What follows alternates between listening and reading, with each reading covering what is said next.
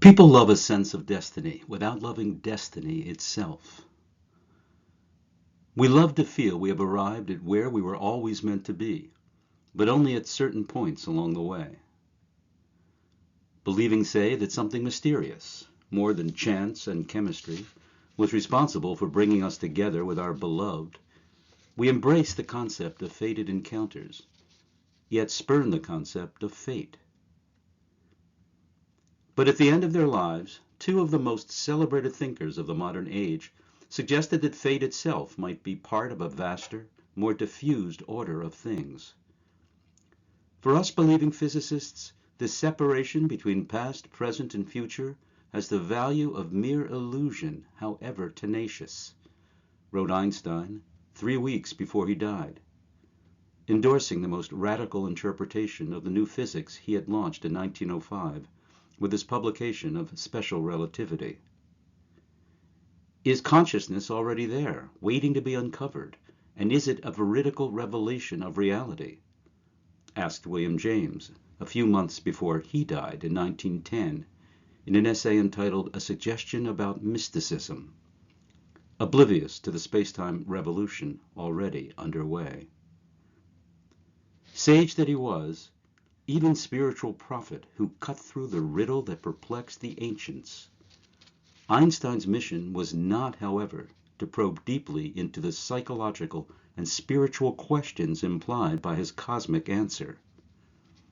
The demand of his physics, as Jacob Needleman said, quote, to think in new categories about the universe, to search for a new structure of mind and new consciousness based on confrontation with the fact that we do not know what we are in this universe of immense pattern and incomprehensible force, was not a demand to be met by a physicist.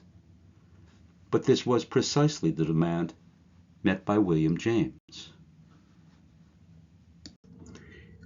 James thought that his mystical suggestion of consciousness already there, waiting to be uncovered, would not be verified in, quote, this generation or in the next.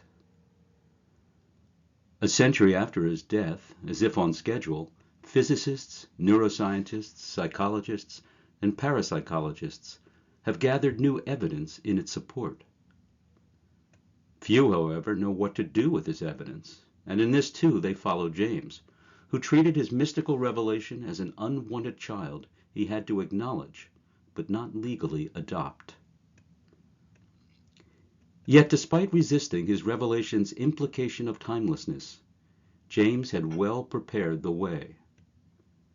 Recognized today as the father of transpersonal psychology, his research into consciousness beyond the margin challenged both the common sense boundary of subject-object duality and the brain's role as the generator of consciousness. One of the most esteemed philosophers of the last century credited him with launching, quote, a new epoch in philosophy by directly undermining Cartesian dualism.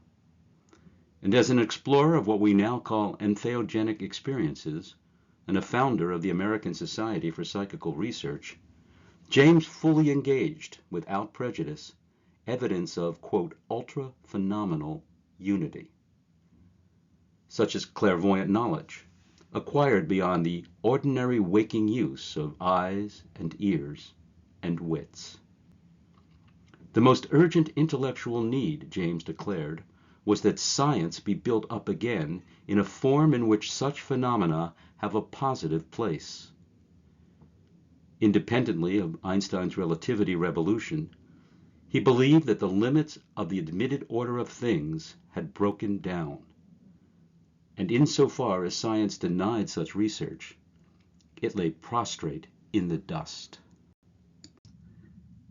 That James, a self-described, quote, dry and bony individual repelling fusion, did not inhabit this positive place he had helped establish, that he had found his own epoch-making non-dualism a form of madness, and the dualism of common sense the biggest stroke of genius ever made in philosophy, that he lived his entire life believing he was an individuated self, willing consequential actions in linear time, is what makes him such a valuable guide to all the evidence that suggests otherwise.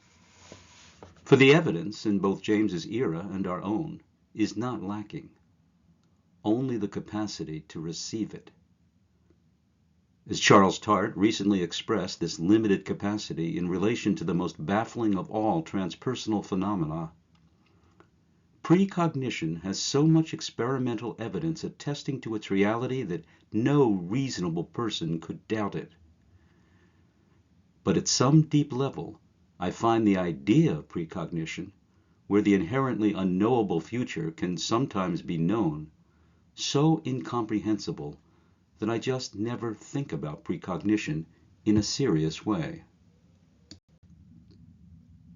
This book is about finding such a way. Obviously, we experience something that feels like will, self, and time. The experience of them is not in question. But what precisely is that something we feel? How does the feeling differ from our interpretation? For it is that interpretation, not merely the feeling itself, that forms our belief. The inner world is full of phantoms. The will is one of them, wrote James's contemporary Nietzsche, and he identified self, what he called will's afterbirth, as another phantom. In the following pages, we will enter this inner world, where not only will and self, but time reside, only to discover that will, self, and time do not so much reside in an inner world as constitute it. And the door, as Rumi came to realize, opens outward. I have lived on the lips of insanity, wanting to know reasons. Knocking on a door, it opens. I've been knocking from the inside.